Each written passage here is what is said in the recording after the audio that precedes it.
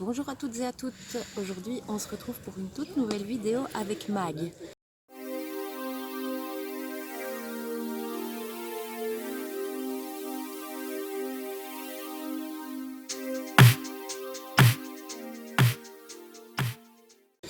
Voilà, j'ai décidé de vous faire partager ici le verger en transition qui fait partie d'un projet Jettois de la commune de Jette, Jette en transition.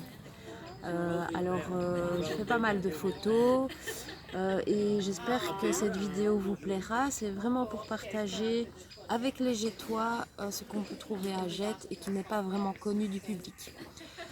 Voilà, c'est parti, allons-y. Alors, qu'est-ce que c'est le verger en transition?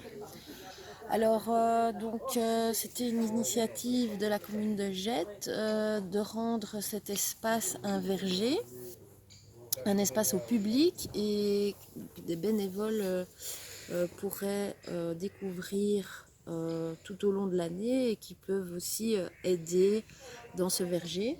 Alors la commune vient tondre, s'occuper donc de tout ce qui est plantation, de l'entretien en gros, mais ils espèrent que beaucoup de bénévoles viennent aider. Alors il y avait ici, il y a 6 mois à peu près, il y avait un gros tas de pierres bleues comme ça qu'ils avaient récupérées sur la voie publique, les gens des plantations, enfin les jardiniers, ils avaient récupéré tout ça. Il y avait un gros tas ici énorme et un truc très très moche, très laid.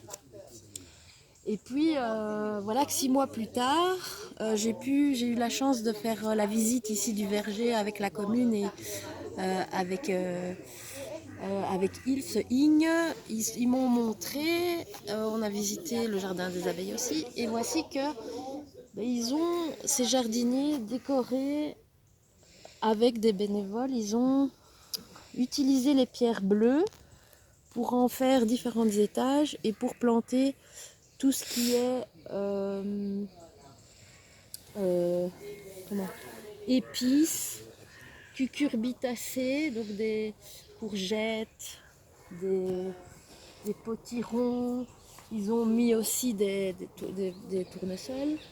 Ils ont mis de la menthe, si on veut faire un bon thé, mais miam. Il y a un petit peu de tout et on va voir tout ça tout de suite. Voilà, je connais pas tout non plus, donc je vais apprendre un petit peu. Hein. Alors, ah bah voilà encore du monde. Maintenant, nous allons faire une petite visite. Donc, on va un peu voir tout ce qu'il y a.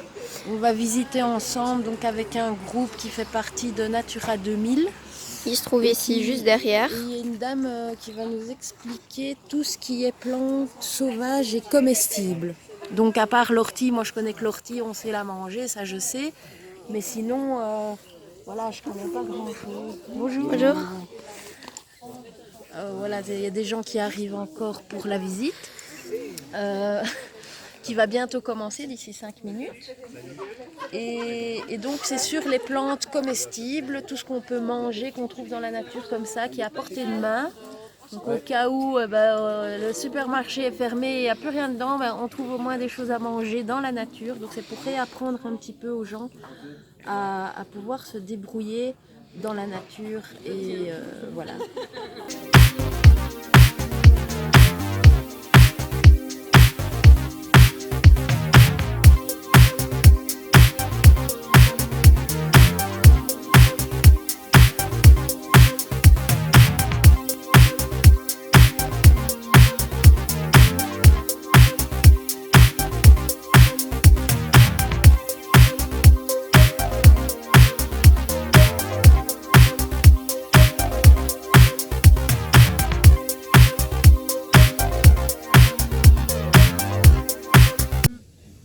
Et donc cette ASBL Cuisine Sauvage est située à Namur et propose comme ça des balades pour initier, pour faire découvrir les plantes sauvages comestibles. Et alors on propose aussi des ateliers cuisine pour accompagner, pour suivre les balades.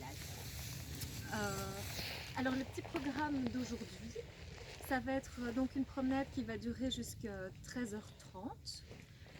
On va voir normalement 7 plantes, maintenant ça dépend un peu du timing, si on s'attarde plus.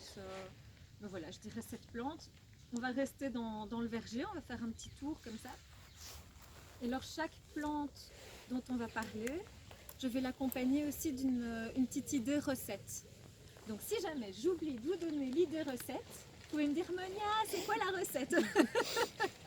Voilà, parce que parfois...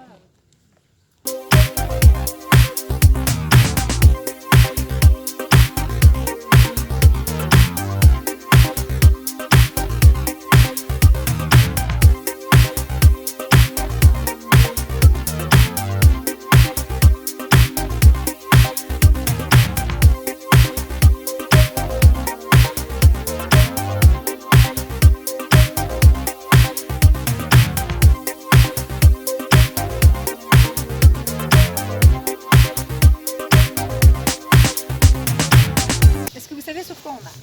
Les lièvres terrestres. Oui. C'est exactement ça.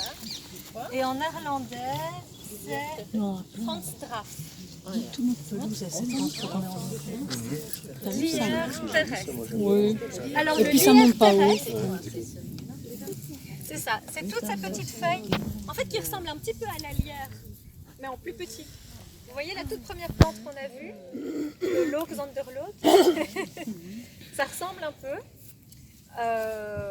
sauf que c'est beaucoup plus petit. Et puis, ici, il y a vraiment une odeur différente. Vous pouvez en cueillir et vous pouvez sentir. Les petites fleurs, c'est du lierre? Non. Elles sont bleues, les petites. Alors, les petites mauves, c'est autre chose, parce que quand on regarde... Oui. Non, elles sont bleues, les fleurs. Ouais, quand on regarde ici, on voit que les feuilles sont différentes. Et ici, il n'y a pas de... comment, d'astuce. Toutes les feuilles, pour le lierre terrestre, toutes les feuilles sont les mêmes. Donc, c'est pas que les feuilles ont changé. Mais par contre, cette plante fait partie de la même famille que le lierre terrestre. Et je vais l'utiliser pour vous décrire le lierre terrestre. Est-ce que vous avez tous cueilli et senti? Est-ce que l'odeur vous fait penser à quelque chose? Alors ici, est-ce que quelqu'un, enfin je l'ai peut-être dit tout à l'heure déjà le nom, est-ce que quelqu'un connaît cette plante? Ça dit quelque chose à quelqu'un? Non. Alors cette fois-ci on va commencer par le néerlandais. Dat is de geel nagelkruid. Et alors en français, c'est la benoîte commune. Alors on a de la chance, il reste encore une partie d'une petite fleur ici. Ah, là aussi. Mais donc, ici, c'est une plante qui fait partie de la famille des rosacées. Voilà. Donc c'est la même famille que les roses, c'est la même famille que le pommier, c'est la même famille que le poirier, c'est la même famille que plein de plantes qu'on consomme en fait. Et qu'est-ce qui se consomme dans cette plante-ci? C'est pour ça que je les ai déterrées comme ça. Ce sont les racines. En fait, juste, si vous commencez à pratiquer la cueillette des plantes sauvages, dites-vous que on va éviter en fait d'habitude de prendre les racines parce que ça veut dire qu'alors la plante va pas repousser. D'accord ? Il y a des plantes que, voilà, la plupart des plantes, si on les coupe comme ça, il y aura encore des tiges qui vont se former et la plante va continuer à vivre. Alors que si on prend la racine, là on l'a prise. Mais ici c'est la racine qui se consomme, donc voilà, on va prendre la racine.